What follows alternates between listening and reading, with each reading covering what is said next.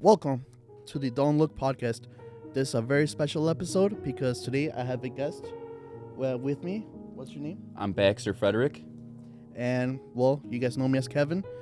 Today we don't have Uli today because unfortunately he has class and we had to schedule this at a time that was comforting for you, which is fine.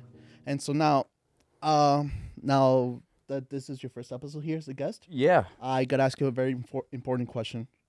Do you believe in ghosts? Oh, yeah. No, definitely. There's no doubt. Yeah? There's no doubt.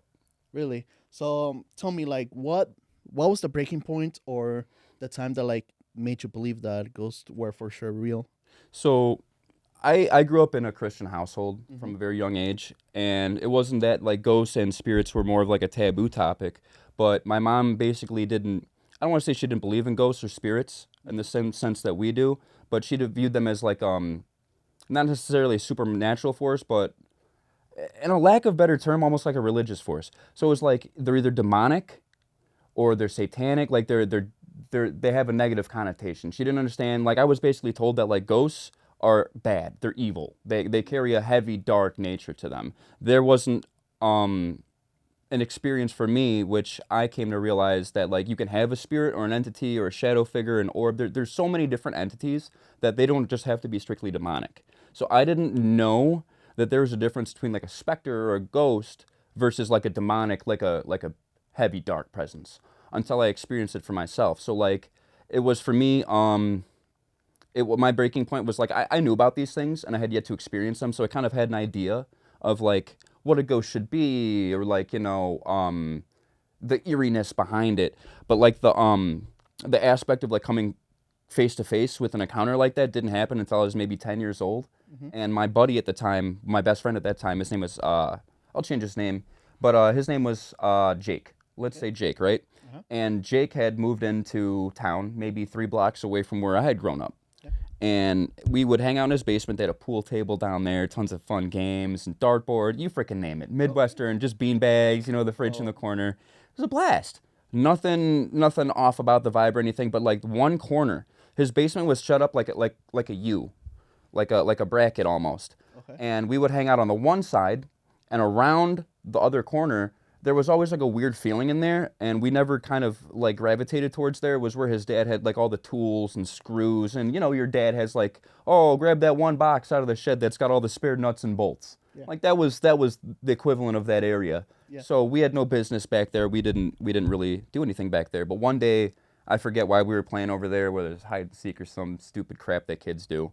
Yeah. But I remember feeling some not only you always feel oh, there's eyes on you or whatever, or I feel like somebody's watching me. There's a different intensity from feeling like you're being watched to knowing something's awry. All the hairs stood up on the back of my neck. Dude, I'm getting the chills just right now. I don't know if the camera probably can't see it, but yeah, I'm getting chills just recounting it. And Mm-hmm. I remember after I felt that weird presence, that feeling, I had left that area. And days later, we came back and we're messing around over there, and we saw wax on the ground. Wax on the ground. And as a 10-year-old, we're why the hell? Oh, you spilled your candle or whatever. We didn't think oh, if there's weird feelings down in this corner of the basement and there's wax on the ground. We didn't put that one and one together and get someone was doing rituals down here, or someone was doing a seance, or someone was messing around with the occult. So that was my first paranormal experience. I don't know what they had messed around with. It wasn't the family of my friends who had inhabited that home. It was clearly previous residents. But at that point, it was just that was my introduction to it. My introduction was an eerie feeling, and then I saw an orb. I didn't see an orb manifest. It was maybe about the size of a grape. Okay. So yeah, it was small. Like the ones they see in Ghost Adventures? Yeah, but it wasn't just captured on film. People don't understand that you can capture orbs or physically see orbs manifest. They're not people think oh, I took a picture and I saw an orb in the photo, and I get that. I've taken pictures myself and captured orbs, but to physically see one eerily kind of just wispy kind of float it through all the hairs on my body stood up on end, and I remember bolting out of that basement. We bolted up out the side stairs and out the side of the house. Yeah. And I was oh my God, what was that? And that was the first time I realized that ghosts can be an entity that isn't purely negative, like deep and demonic and like just evil. You can have an entity that manifests itself and presents itself to you, but isn't just that putrid, just vile entity. And that was the first experience with it. And people are like, "Oh, well, how do you know it was an orb?" That's always like the biggest question I get. Like, how do you know?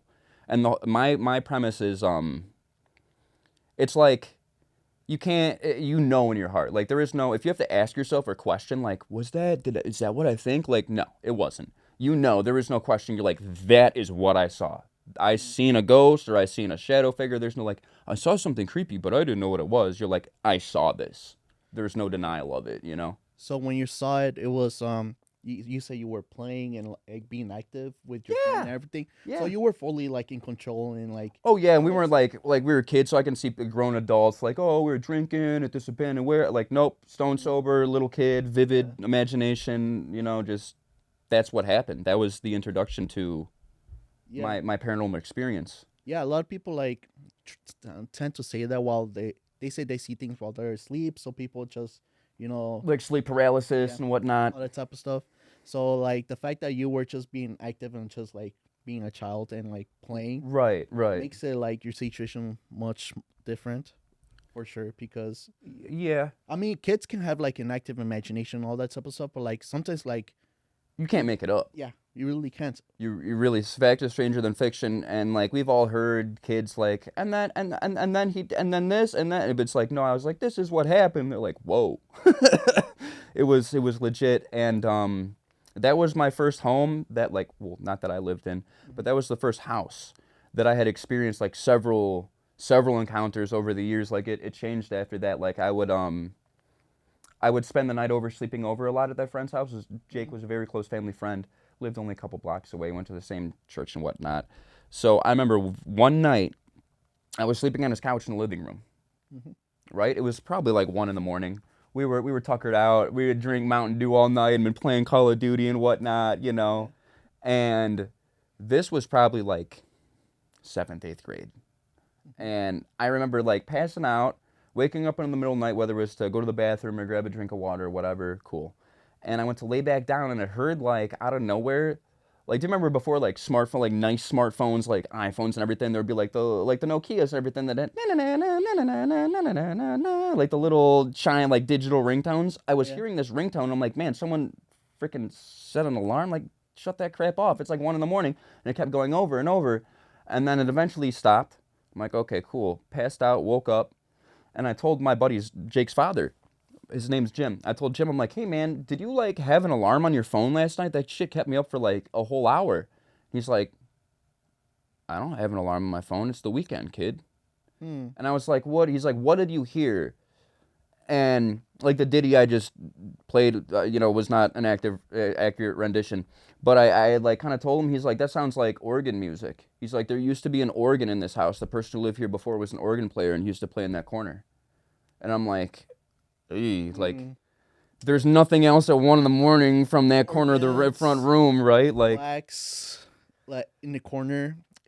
right, that was in the basement. This was on like the base floor, like the floor above it. But I'm like, there's so much. And then later on, they had taken in like such a nice lady. She was a sweetheart. I don't remember her name. God bless her. But she, they were really good people, and they would try to help people, whether it was get off the streets or help them from addiction, help them find God, whatever it needed to be. They typically would not say no to someone that was trying to help themselves, which I can respect, right? And this woman had passed away. She had succumbed to addiction in the basement. She had overdosed and died. And this is after I had all these experiences already. So it just kind of like compounded. And like, I don't know if you believe in residual energy. You were talking about believing in spirits and whatnot. Do you believe in residual energy? Like energy and places and memories and things that happen in an area can be trapped there potentially? Like, is that something? I believe it. Yeah. Yeah, that's what made me a believer of residual energy, is because I think her name was, I want to say Mary. Doesn't matter now. But when I went down there, like, I could feel her lightheartedness, her spirit down there. It wasn't like gloomy so much per se. Like that corner that had all the wax in it and everything that was way off to the side that you had to deliberately like go out of your way to access was almost like a cordoned off section from that basement. Like if you, like before she had passed away and overdosed, rest her soul, It was like a gloomy, dark energy in that basement, no matter if you were in that corner or on the far side.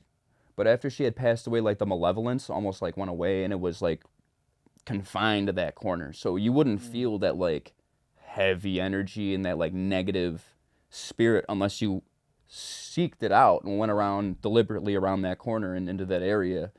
And it was almost like she had like draped that area with like not like happiness or hope, but it was like a lighter feeling. And that's when I had started to feel residual energy. It's kind of like, oh, well, this side of the basement was her area, and like this is where her domain was, and it feels like calmer over here.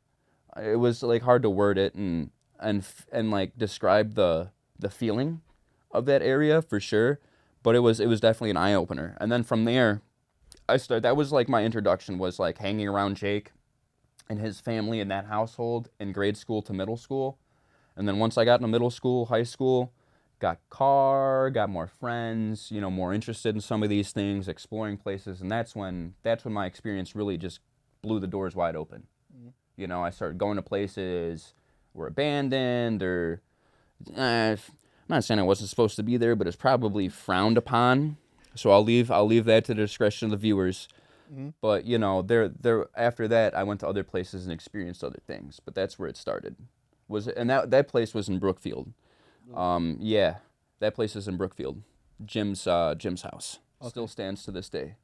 Okay. It burned down actually. It burned down. It burned down like 3/4 of the way. It was a brick construction. You can't melt bricks, but you know, like they had a lamppost, like one of those little lampposts with the light with their address in the front yard, about 10 foot off their front window. The glass that was in that lamppost melted.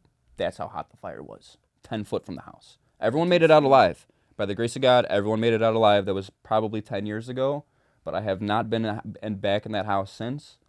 And I mean, I'm fortunate to not have to go back in there and kind of feel those things, because it's never an easy experience, especially when you like know you're putting yourself in that situation like beforehand. But like I almost kind of feel a little empathy for the people that live there now. Like they may or may not know what lies there, and if they've lived there this long and haven't experienced anything, then there's nothing I can tell those people that'll make them believe in entities. But that's where it started for me. What about you? Like, was it like a family childhood home, or where did you experience it? So for my first time, can't forget your first time, huh? Right. Popping yeah. the cherry. Pretty much. Yeah, it was pretty much at my grandparents' house in Mexico. Oh wow. I've told the story before, but I can tell it again for new viewers. Give a nutshell. Yeah. So it was at my grandparents' house, and one night I decided to sleep in the living room. Okay. Like I was just watching TV, and then I fell asleep.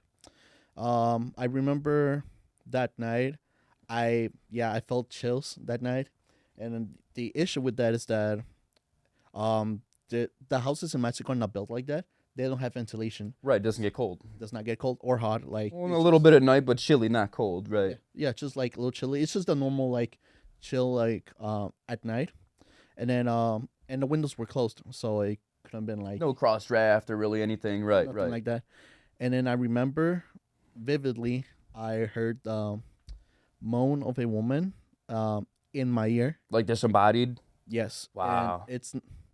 And it's not just I heard it, it's like I felt it. Like it was right in my ear. Felt it in your chest and everything. And... Yeah, someone's breath, like I felt. Oh in wow, my you ear. mean like physically on you? Yep.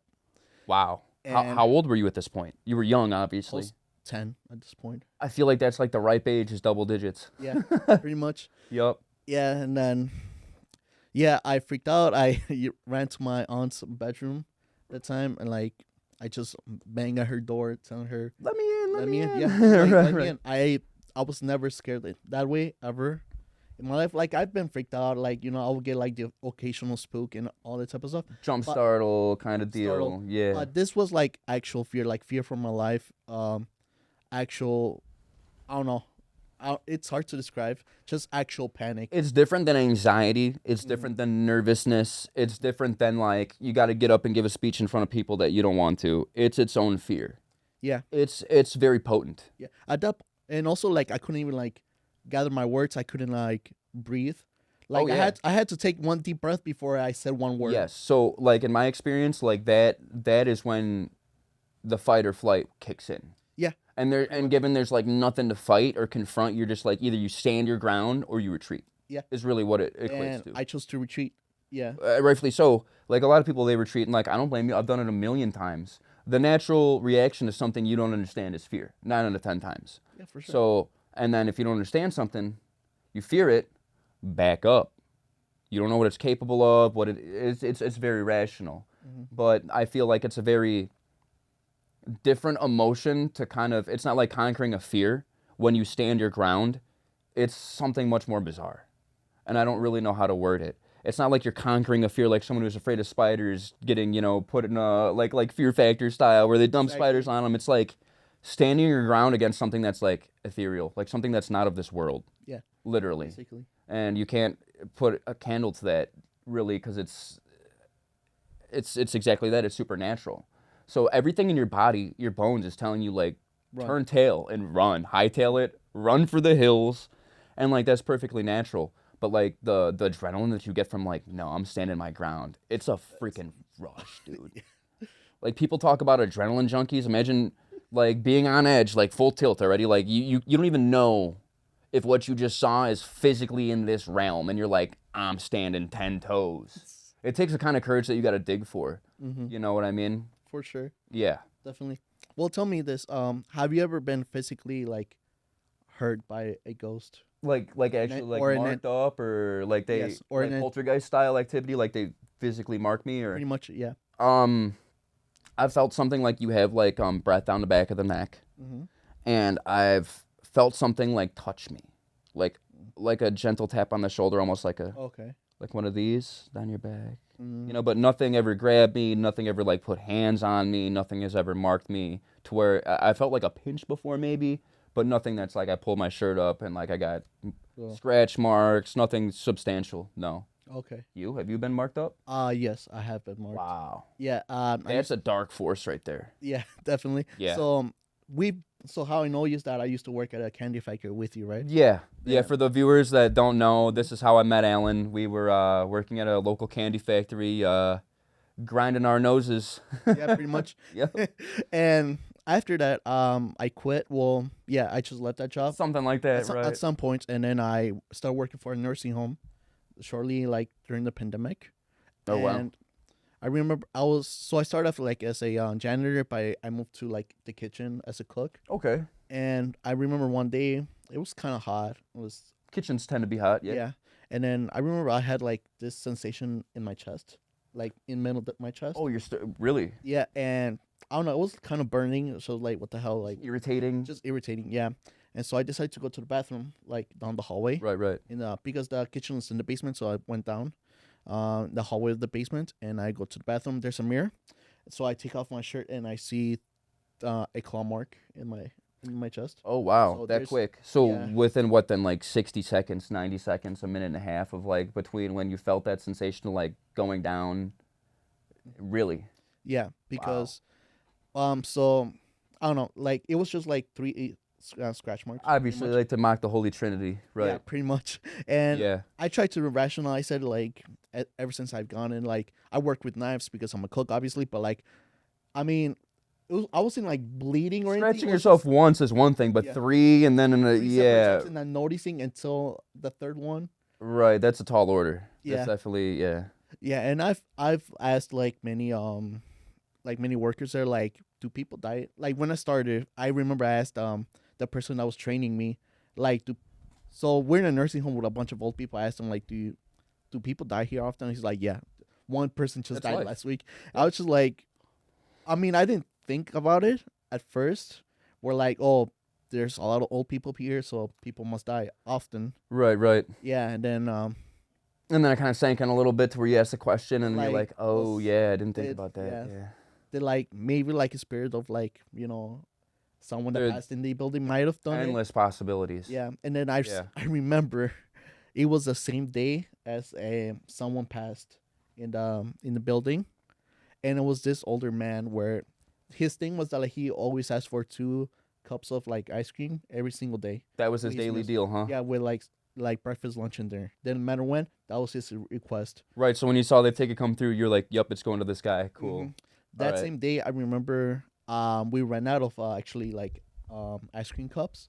Oh no. So I couldn't give him like his second one, like which is I one left. Oh I gave no. him, I gave him one for dinner, and then he was pretty upset. Like he went down to the basement, and asked him like, "Where's my second cup?" I'm like, "We run out. Like I don't know what to Right. tell you." And he just Hands are tied. yeah, he just stared at me as I like walk back to the That 1,000 yard stare, like, oh yeah. man. But you gotta remember these guys, like, they're like they like the routine that they have. That's like literally I all they have I in get it. life is routine. I So when don't you blame mess him. that up, they're like, Yeah, I don't blame him at you all. know, Like I'd be upset too. If, like right, right. but That's like what you look forward to. But I mean, if it's out of your hands, it's out of your hands. But you felt that on you. I fell down on me.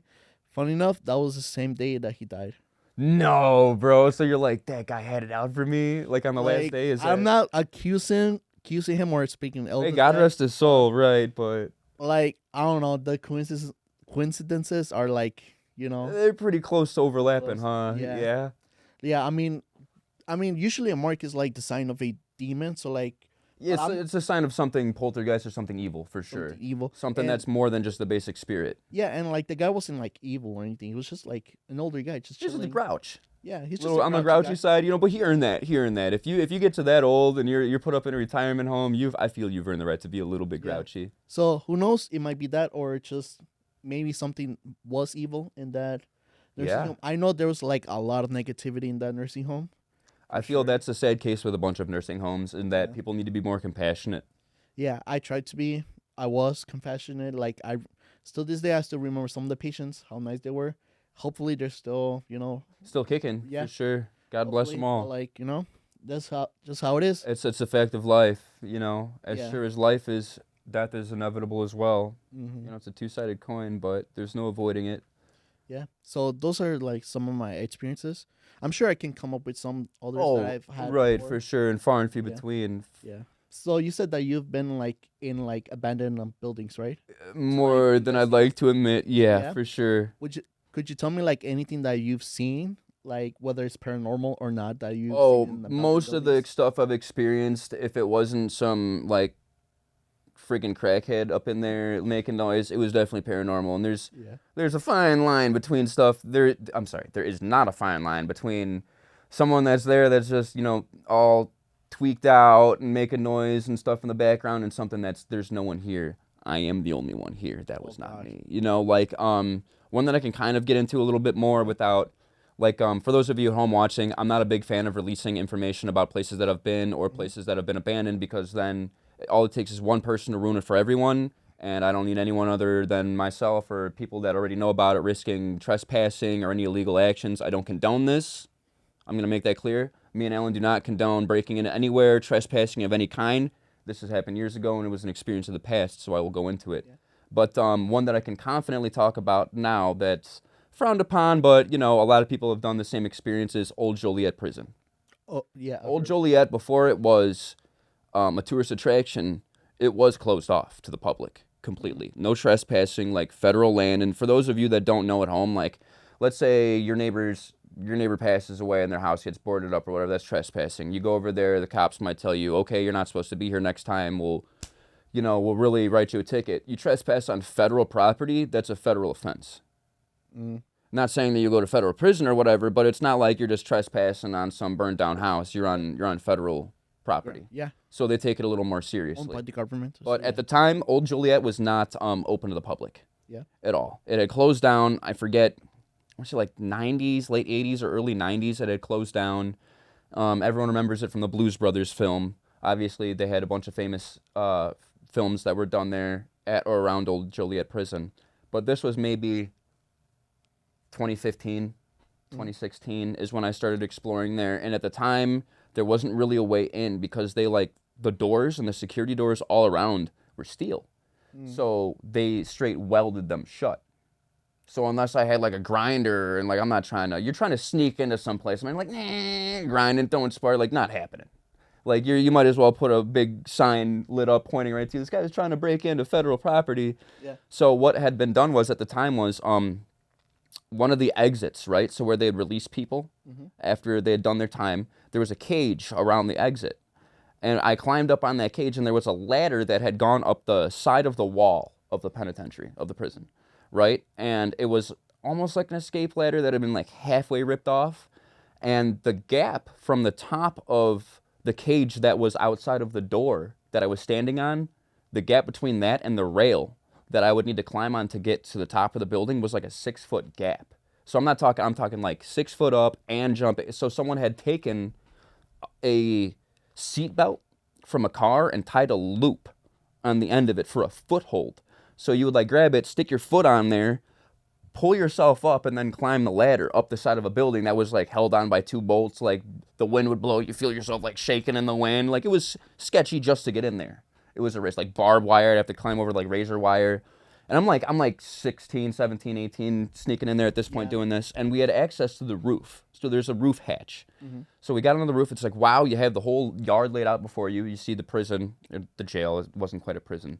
But the cool thing about that prison is it was small because it was built in, I think, like the 1800s or something. So it's got that really like Gothic, like castle style build, like think Gotham. You know what I mean? Like it's got that architecture to it, that like dark, like gloomy, like this is perfect for holding dark energy. And so we snuck into the top. It was me and a buddy, I'm gonna call him Sal. Okay. So me and Sal snuck in to the top. And everything's like dark. It was almost like dusk when we had gone in, when it was sundown, under the cover of dusk. Or dawn. No, dusk. Yeah, dusk is when the sun goes down, right? And then dawn's when it comes up. So we had gone under the cover of dusk. And the sun was setting over everything. So it set like a really eerie precedent like that, like Twilight Zone kind of feel, right? Mm-hmm. And all the jail cells at this time in that wing were just like wide open. So like the jail cells were completely open. Like if I threw you in there and threw it shut, like you're screwed. You'd have to call the fire department and the police. Like they'd have to come with like concrete, like cut you out. There was no keys, like, gone. And I was exploring there. I was taking a few photographs to what happened to them. Several phones ago. But I was in one cell. I forget which cell block it was in. But if we were to take a tour, I could take you to the cell.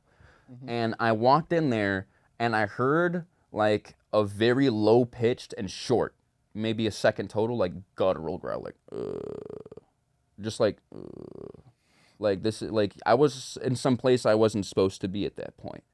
And I like, my natural reaction, and every time I've had paranormal experience since the very first time, is like all the hairs stand up on the back of my neck. You like, look at me now, talking about it, just talking about it. Yeah. So like all the hairs stood up on the back of my neck, and I felt like something, like there's a difference. We spoke about it earlier about like, you feel like something's watching you and there's a presence bearing down on you.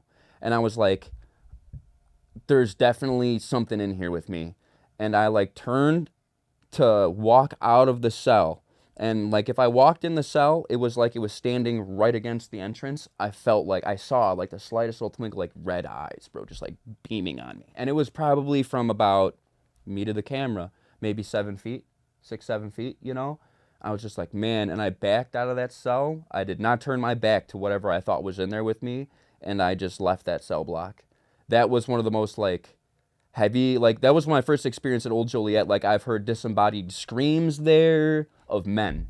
Mm-hmm. Of men. It's one thing to hear, like, a disembodied scream and you're in, like, a cemetery or you're at some place, like, where poltergeist activity has been, you know, but it's, like, another thing where it's, like, every single thing that, nothing good happens in prison. Nothing. Oh, Nothing. we know all that. bad energy. So it's like when you hear a man scream and you're in a fucking prison, you know it's bad.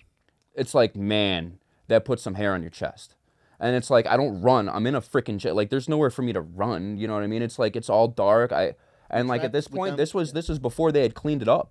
So like, it wasn't ready for tours. So there's like asbestos falling out of the ceilings. There was like crackheads that were like, had copper stashes, like ripping copper out the walls. Like, yeah, like, dude, believe it. Believe it. And I was up in there smoking pot, 15 years old, like, you heard that? Oh my God. And then and then like running out of the cell, I'm like, oh my God, that shit would, like, I swear. And my buddy that was with me at the time, my buddy Sal, he had like I don't want to say like run-ins with the paranormal, but he like was on the fence, so to speak. He's like, I'm not saying they're not real, but seeing is, you know, how do you know? You'll fucking know. Yeah. And that day is what opened his eyes, for sure. That day was the day for him where he's like, oh my God. Like, he would go there like once or twice a week, get cool pictures and everything. And after that, he didn't go back for like several months. he was like shell shocked by what had happened. And one of the things that stuck with me the most was there was like several experiences at Old Joliet, but one of the some of them were rather lackluster, so I'm not going to get into them and waste time. But the one that really bothered me was not the eyes and like that heavy feeling. If you look at the way Old Joliet's lined up, right? For those of you at home, there's videos and stuff about it.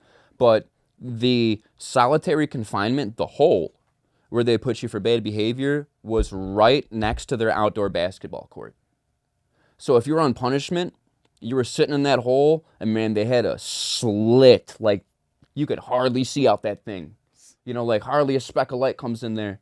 They would have you sitting damn near courtside, hearing everyone with their freedom on the yard playing basketball, having a blast, and you were in there in the hole in confinement. Yeah. And I heard someone screaming from the hole in confinement.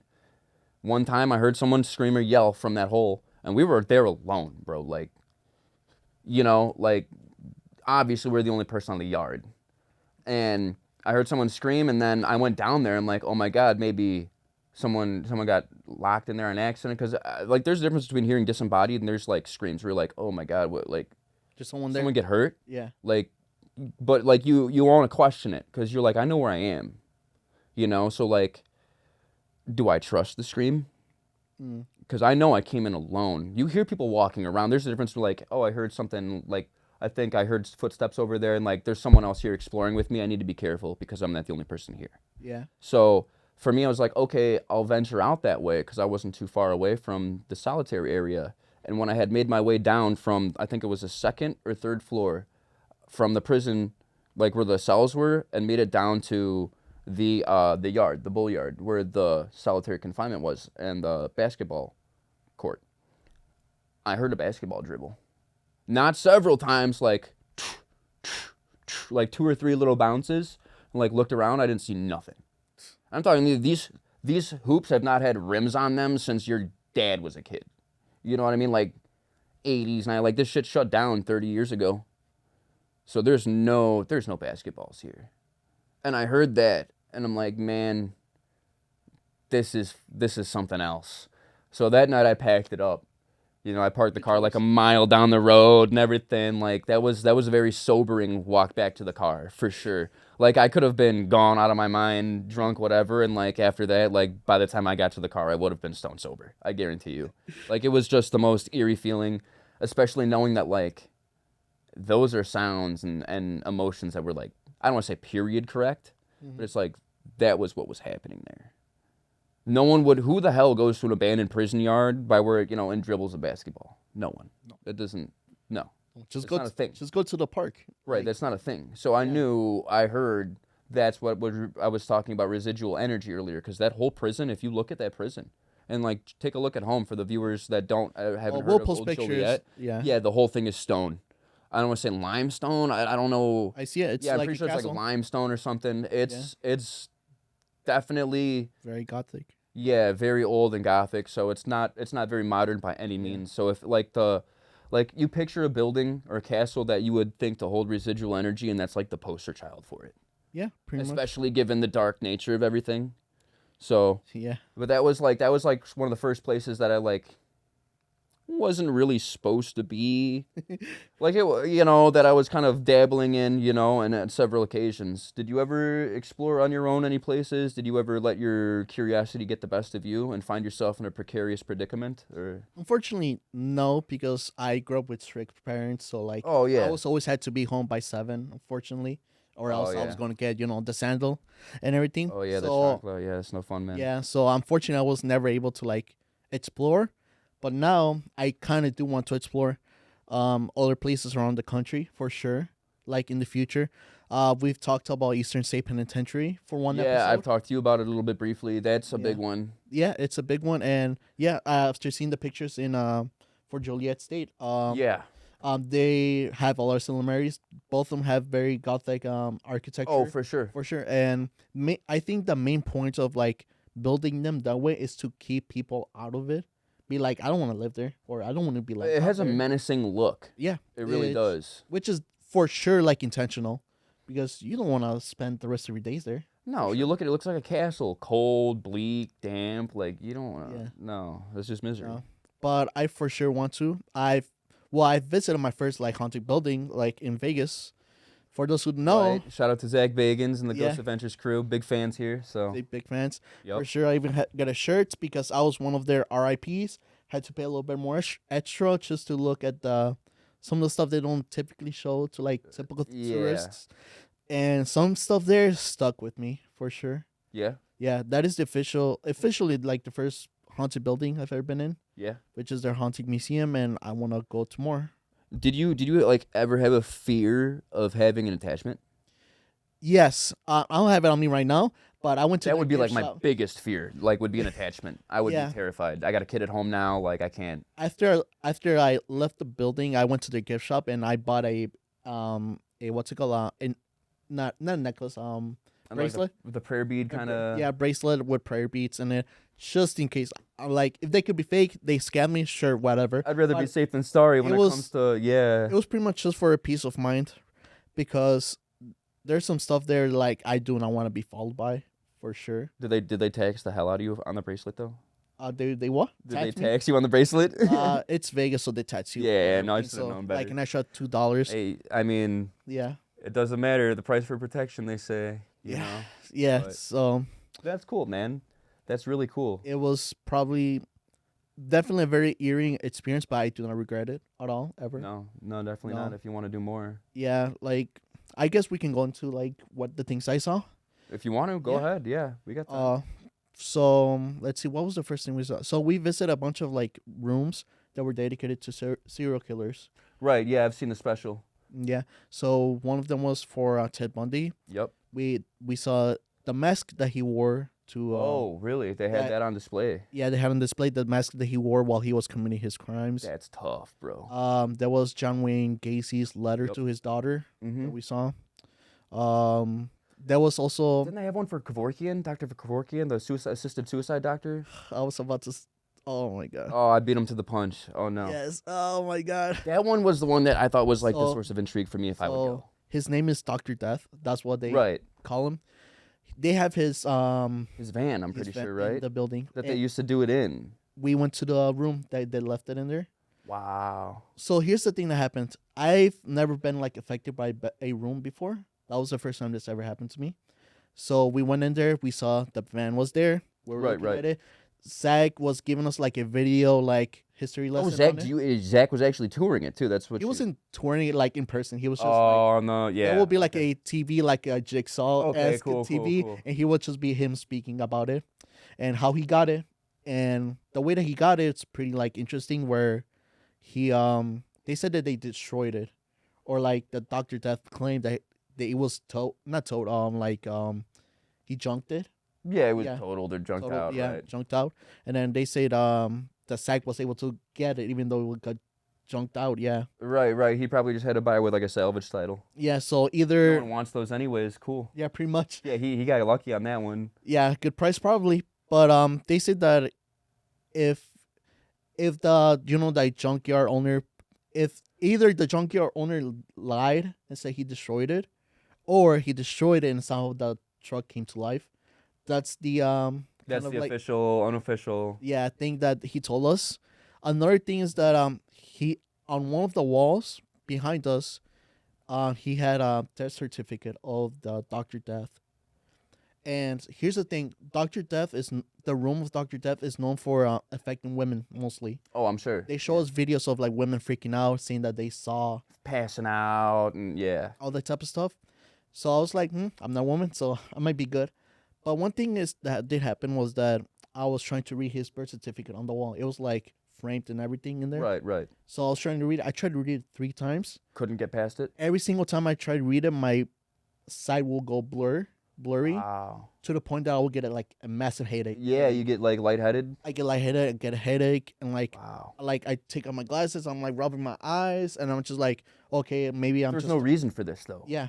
I was like, maybe I'm just tired because I mean it was like day 5. You're I'm in like Vegas, it's in hot. You already flew out there Yeah, and so- spent all this money, Yes. so headaches are amassing. I can assure. Yeah, so I tried to read it again. Again, I get my vision gets blurred. I get a headache. I get lightheaded, and then I do the 3rd time. Same thing happens. I'm like, this is not normal. Some shit's fucking happening here. So I'm like, yeah, let's get out of here. So we Was that like the only room that did that to you though? no, there's another room that something not the same thing, but like it affected me. It had that same, yeah. Yeah, Man. so you know my friend Tony, right? Tony. Yeah, I remember Tony. Yeah, Yeah, Tony's awesome, man. you I used to work with yeah. Tony too. Shout out to the forklift drivers. You guys Yeah. keeping America loaded and going, you know? Yeah, he went with me to Vegas. Oh, no way. That's yeah. cool. That's cool. And he joined me for a tour in the museum. Wow. Yeah, he said that he's been touched multiple times in that. I didn't take Tony for that kind of man. And for those that like obviously don't know Tony at home, you've known him much longer than I am, but he's a very soft spoken. He's not like the most outgoing person, but he's really up for down to whatever. earth, and he's just like your typical like suburban white kid from Chicago. And like for Yeah. him to that would not be on. He's a very Wow. like I don't know, down to earth guy for sure. No, for sure he's very grounded. Hmm But he comes from like a Christian upbringing too. I'm pretty sure like yeah, wow, I'm sure that threw him for a loop. Was that like his first major No, he told me that he's had some experiences really? before taking the tour. He told us about like some stuff that's happened to him, which hopefully like he will join us for the podcast to tell us about it. Yeah, no, Yeah. the viewers at home, that's definitely one to look out for. Tony Um, Tony's cool. Tony's a cool cat, and yeah, I'm sure one of you my guys best would love friends. to have him. Yeah. Yeah, and like he told us that he felt something in his arm, like someone touched him. I remember we were like next to each other, me and another friend of ours named Nick, and he turned to Nick and like, Nick, did you touch me? Like, did you touch my back? And Nick is like, no, I didn't. And we were just looking at each other like, holy shit, they just started. Oh The man. tour just started, and we're Yeah. already getting touched. Off to a good start already. Yeah. Like I already got my money's worth. Like Yeah. oh man, I can't imagine. Yeah, and other things that we saw was I guess I can talk about this one, the Dybbuk bots. Oh yeah, that's a big source of controversy for Yeah. sure. That one definitely made me fear that something was gonna follow me home. That one put the fear of God in you, huh? Yes, and Yeah, it's for just sure. the bots, which is funny. I feel the biggest thing isn't the fear of like the Dybbuk box itself. It's the fear of attachment. Yeah. No one's afraid of the box itself. Everyone's afraid of like okay, so like let's say you go to a haunted house or you go to a tour, like you can experience that, Mm-hmm. but you get to leave that experience at that door. You get to leave and go home. Pretty much. So the biggest fear for Dybbuk box is like I don't get to leave. You know, Yeah. that's a whole game changer. Yeah, that's Yeah. what I was nearly fearing is like something might follow me home. Like my Yeah, parents are gonna be pissed if they find Yeah. out. Oh my God, your Yeah. mom's gonna be praying the rosary for 23 hours a day. Yeah, Be pretty much. kicking your ass for the 24th. Thankfully, they had like some like I don't know, like I guess protection from it. Like it was like encased in like glass bots, and it had like They had, like salt all around it, and I'm sure like their Yeah. whole stereotypical. it had like Hebrew writing on the glass. Oh, as for well. sure, yeah. Yeah, I asked a Jewish friend. Well, of mine, Dybbuk is Hebrew. Is uh, a Hebrew curse essentially. it is. It's like an archaic, ancient Hebrew curse, but like in a nutshell. Mhm. So I wouldn't, I would suspect there's to be tons of Hebrew Yeah. writing all over it. That's Yeah, and supposedly that's like one of like what 12 I bots? couldn't tell There's you. multiple bots out there in the world, and that's one of them. It's like the fucking Wow. Infinity Stones, but for like cursed objects, I guess. Wow. Yeah, like I wouldn't be one. I wouldn't want to be one of The those people. seven wonders of the world, but like cursed God. objects. Jeez. Yeah, pretty much. You couldn't pay me. You couldn't pay me enough. I guarantee you. Yeah, I know some people like. I That know would, like jump on the opportunity to like sit in the room with something like that, but it's like, dude. Zach did say that like some people try to mess with it, like tap on the fucking glass and then shit Balls like of that. steel. Balls Yeah, of and steel. They Zach says that like those people end up regretting it, you know, because they'll get followed home or they'll get into accidents. Yeah. Right, and it's like, I can see the allure of like wanting to like, yeah, this ain't real, but it's like, if that's even a risk, like Yeah. how insane do you have to be? Imagine challenge something like. Speaking of challenges, Challenging something out like that, bro. Oh my God. Speaking of challenges, I did challenge something there, like in the building. So we went to another room. So you know about Annabelle. We talked about it in the previous episode. There's another doll there, named forgot her name actually. Probably just as famous. The doll. Let's see the doll in Bacon's Museum. Forgot her name. I don't know why I forgot her name. It was. Let's see. Peggy. There you go. Peggy the doll. Yeah. She was the selling point for me when the Uber driver was telling us that the the what's it called? The museum was here in Vegas. Oh, okay. Yeah, Yeah. that's what really brought you Yeah. in. You're like, But Peggy, I haven't heard of this yeah, before. but they confused her with Annabelle. So I'm like, wait, Annabelle's here? Let's Right, go. right. Yeah. So Talk about piggybacking, yeah. right? But it ended up being Peggy, and there's a lot of stories with Peggy where like she's very demonic, and like she's very like Poltergeist poltergeisty. oriented for sure. Some people say that they have experienced like nosebleeds from like just looking into her eyes, and then like we actually used the spirit box to talk to her. I was mainly the person asking the questions. Oh, of course. Yeah, You had to be. I told her like, "What's my name?" She didn't say my name No correctly. response, No right? response. Well, she said like a couple names, but she like I guess she was just throwing the dice or something like that. Another thing is I asked her, "Do you want to hurt me, Peggy?" Oh, that's a stupid one. Yeah, I know, but I was like, I need to It's agitate like a her. rhetorical question. You were just like baiting her at that point. Yeah, I was. You She's should. like, I'm gonna fuck you up. You should heard what I've said that made the tourist say stop it. Oh Yeah, man, I told that her- wasn't it. No, I asked. I didn't ask her. I told her like, can you make my nose bleed? Oh yeah, no, of course. So like, yeah, you gotta. They put a stop to that real Yeah, quick. they told me like, okay, you stop it. Anybody else? Yeah, anybody else with actual normal questions? Yeah, but no nose bleeding or anything like that. But it was still very eerie to like, Oh, it was very offsetting, I'm sure. very upsetting. Just like this doll with like very black eyes. It's like, Oh man. it's and then the other room that affected me very badly to the point that I wanted to cry. Wow. Was, so I Was forgot it like a heavy emotion on that one, or was it Very like an heavy. emotional, like, really? very heavy emotion. So RIPs are only allowed to be in that room, which I paid extra to be part of. Right, that. right. I got the card and everything for it, and it was about this serial killer that killed, raped, and like tortured younger men. And Oh wow, that's the big three, huh? yeah, Zach was able to get the bed of where he committed all those atrocities for all those young men. And we went to the room where he was holding the bed there, Right. and then also with like, and then, there's like the video there of like Zach explaining us like all this Like that stuff. little What are we seeing? impact video, right, where they show, right. Yeah, and right. there was like some footage of like moments before they were killed, but on the walls he had Polaroid pictures of the murderer took of his victims before killing them. Seeing that, like, That puts so much like perspective and weight, and like it wasn't just someone who just killed someone. It's like it was such a yeah, it was evil fucking task. it was evil. Yes, Yeah, that's I- crazy. I've looked at it. I was like, I don't want to be here anymore. Like, I felt my eyes watery. Like, I felt like I don't know this weight on me. And like that's one of those things that like for those of you at home that haven't experienced something like that, like that's not something I'm sure you wouldn't wish that feeling on your worst enemy. That's like it's not even like you're afraid you don't want to be in that room. It's like yeah, look, I'm getting more goosebumps just talking about this. It's like when you share the same airspace and headway as a place where let's say an atrocity occurred or maybe even something that's tragic like an accident. Mm-hmm. It's different than an energy of like, oh, this guy's putting off a bad vibe and I don't like what he's saying. It's like I cannot stand in this room. I need to separate. I need to remove myself from this equation. Mm-hmm. And that's a feeling that I wouldn't wish on my worst enemy. It's such an unreal feeling. You can be embarrassed, you could be mad, you could be sad, but like that's an entirely different caliber of emotion. When you're like, I can't physically be in this room for reasons I cannot explain to you right now.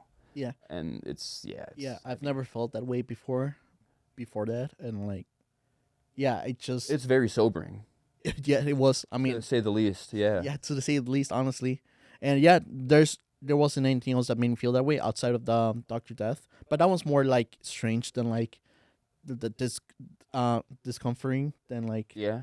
that room before. I forgot the name of the murderer. I'll post it like somewhere of that. And for those of you that are really curious, I'm sure you could find online. I don't think you want to spoil all the stuff for the tour for them, do you? For the tour. Spoil a fair amount for them. Maybe leave a little bit for the future episodes. Probably I should. Yeah. Yeah. I wanted to make a vlog of it, but unfortunately you weren't allowed to. Yeah, no, I So wouldn't. the best I can do is just talk about it. It's just, spitball on here. Spitball it, pretty much. I got another cool one if you want to hear about it. Of So, course. have you ever like been with someone that like was not a believer and they experienced it, like, and you see the look on their eyes, like, oh my God. Like, have you ever, not been the reason someone comes to the realization, but like seeing someone shortly after, you're like, oh yeah, no, I went here and I saw this, and they're like, oh okay, bullshit, and then they go and they're like, oh my God. No, unfortunately, no. So for me, my lady, I've been with my lady, Courtney, right? Mm-hmm. I met her in 7th grade in middle school, and I've been with her. We've been together since 15, so 13 years I've been with her. Oh, 13 years, so like marriage by most terms, you know. pretty much. Yeah. But I remember we were staying at her father's house. Mm-hmm. Father's not a really nice guy. It was their grandparents' house, or her grandparents' house rather. And her dad stayed there too. And the basement was like partially finished, right? And we had been couch surfing or whatever. We were like just out of high school. Yeah. So we set up like a curtain partition with like a bed sheet or whatever in like the corner. It was like our spot in the basement. You know, we'd smoke down there, do a little thing. Cool, right? Mm-hmm. And I had already had experiences, obviously, with paranormal and orbs especially. I've seen more orbs than shadow figures and everything else. And I told Courtney I was alone in the basement. I had like gone downstairs to do whatever it was. I think like switch out my shoes or whatever. And I had gone down to the basement, and I was like kicking off my shoes or something and going to like lace on the other ones. And out of the corner of my eye, because we had that partition up that was like the curtain, the bed sheet. Mm-hmm. You couldn't really see clear across everything, but you could see if, you know, someone flipped the light on, obviously through the bed sheet. And it looked like someone had like taken a phone light, like the flashlight on your cell phone, and like walked across the living room or like the basement. And I was like, Danny, like her father, I'm like, Dan, is that you, like senior? And then I saw her go around the corner where the washing machine was and disappear behind a wall. And I'm like, maybe dude's just fucking hammered. Her dad's an abusive, belligerent drunk. So I'm like, maybe he just didn't hear me stumbling around drunk. Whatever, you know? So I get up and I'm like, all right, cool. I got my laundry in the washing machine or the dryer. So if he's going to do laundry and he's going back there right now, like I'm just going to pull my shit out. Mm-hmm. So I go in the back, you know, in the back corner where the laundry was, the washer machine and whatnot. And I see that light again, but it's like all the way down at the end of the hallway. And I'm like, what the hell? And I go down there and I see it just like turn the corner and dip. And I'm like, oh. And like I've seen a red, like an orangish red orb. Like when I was in my buddy Jake's basement, Yeah. they were like evil from that corner. They were malevolent. They were like red or dark orange. Like you could tell they had like a hostile aura to them. They weren't like coming at me to attack me or anything, but it's like I've been chased out of his basement by one. When I went to turn and run, like one followed me out. Mm-hmm. But this one and my lady's grandparents, it was like a mint, like the color of your car, like a bluish white. Yeah. And that, like, if you look into it, there's books on specters and everything online you can look into. But that's supposed to be like not like a holy spirit, but like one that doesn't have ill intent. Mm-hmm. One that's not pure of heart, but one that doesn't wish to harm you. It's more curious than anything, is what it's supposed to say. Whether it has any truth or validity to it, I couldn't tell you. I've never been chased by a white orb, though. So, I can tell you that confidently. So, they're probably not angry. I don't know. But I saw this orb, and I was like, oh, shit. I ran upstairs from the basement, and when you got upstairs from the basement, you immediately entered the kitchen from the basement. So I like ran up from the basement, and I told my lady, I wasn't like I was like caught off guard, but I wasn't like fight or flight or like, oh shit moment. I was just like, oh, no way. So I like ran up to tell them. I'm like, yo, I just seen an orb in the basement. And like her grandma laughed at me. She's like, what? And then Courtney's like, what do you mean you saw an orb? So I explained to her, like, you know, this is what I saw, and I explained to her what I just said to you, Mm-hmm.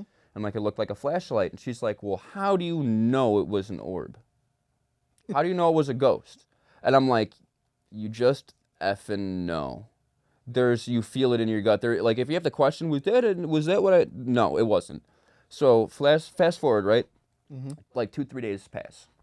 And I'm like, I tell her, like, you'll know if you see it. Don't be startled by it. Don't be afraid. Just stand here. Like, it's okay. Just know that, like, this is what I saw. Well, I don't believe you, blah, blah, blah. I'm like, all right, cool, Yeah. whatever. So, fast forward, I think it was maybe 3 days. I just hear her fucking up the stairs, man. Opens the door, just bewildered. She's like, I saw it. That's all. I saw it. And I'm like, oh. I'm like, she's like, I'm like, oh yeah, you know. She's like, I saw it. I'm like, are you sure? And she goes, I MF saw. And I'm like, oh well, there's your answer. How are you gonna know? She's like, out of breath, just like wide-eyed, bro. Like that, like I saw it. And I'm like, oh yeah. And she's like, it was like a phone light. And I'm like, yep. That was the first experience. And like to see like that look in her eyes, I'm like, I can't make this shit up. You should have. You probably felt self-indicated when. Well, I mean, it like wasn't like I had anything to lose by trying to prove it to her. Yeah. But at the end of the day, I'm like, see, I'm not crazy. Like Yeah. if it can happen to me, it can happen to you, and that's what Yeah. people don't understand. It's like it's not like seeing ghosts or being around an entity is not something that like you need to be attuned to some side of your spiritual life or something. Like it can happen to bums, and it can happen to millionaires and everyone in between. You might be at the wrong place at the right time or the right place at the wrong time. But when you see things, you just know. Yeah. You I just do. know. I wish my family would like experience stuff like that because I'm like the crazy one in my family. They say like some of them say like yeah, ghosts don't exist. That type Right. of stuff. My mom says that there's no such thing as ghosts, but there are such thing as demons because she's Yeah, very like how religious. I was raised, right. Yeah, but no, I believe in both of them. But like I told her like one day you're gonna see what I felt or saw, and you're gonna know. And like And you're going to have to come to terms with it. yeah, and but it hasn't happened. But And like God bless her, I Yeah. pray to God it doesn't because I some people don't know how to process that shit. oh no, that would Yeah, destroy her. That would it destroy would- her whole like yeah. It would break down the walls that she's built her foundation upon logic. yeah yeah. Like it logically means- speaking, yeah. it would turn her whole world upside down. Because for my mom, when I told her the first time, I'm like, she's like, oh, spirits are demonic and all this. I'm like, no, you can have an encounter that is not demonic. All encounters are not demonic. Yeah, And I believe so. yeah, I'm a strong believer because like I've been chased by an orb. I don't even believe that orb was demonic. I believe maybe it was irritated. I'm in its space. What would you do if I went up in your bedroom? You would sure as hell try to chase me out, Yeah, right? That's the way I kind of looked at it. So I mean, I've seen shadow figures. I don't know if you've ever seen shadow figures before. That is the scariest shit to me. Yeah. Oh look, again, Oh. all my hairs are standing up. yeah. Oh my God, I haven't seen them personally. I've seen many, but one that stuck with me was when we did the Eastern State Penitentiary episode, where we've talked about footage that the ghost hunters found, which was literally a figure like running towards the camera and then running back. wow. Yeah, yeah. There's a link to it in that episode for those people that want to be disturbed. But like, Yeah, so go ahead and check it out if you got a knack in for the disturbance. yeah, and like imagine that running towards you. There's a lack of words. Like it's just fight or flight. It's just fight or flight. I'm And it's like, what are you gonna fight? It's not tangible. You know, you can't even literally fighting Like when you ghosts. like squat up and you're like, Yeah. oh, you're like, what am I gonna it's hit? flight. Yeah, It's flight. And like the always first gonna time, I saw a shadow spirit was like much later in my paranormal experiences. Mm-hmm. And for those of you who can't see behind the camera, I brought a very close friend of mine, my best friend, and he has been at the house that I lived at before where I am staying now. Mhm. And it's in Brookfield as well. Okay. It's right off of Prairie and 31st. I won't give the address, but it's in that area right by the zoo. Mm-hmm. And it's fairly unsuspecting, right? Like you'd walk past it, it looks like every, little single family home, like a little bungalow style deal. Nothing crazy. But I was in this bedroom that had access. It was a normal bedroom, right? It was in the middle of the house floor plan on the first floor. And my bedroom in the corner had access to the attic, the stairwell. And normally, like, I'm not, oh, the attic's creepy or the basement is just part of the damn house. You know what I mean? So my lady, after experiencing that at her dad's house, this is like three years after the fact, we moved into this house in Brookfield.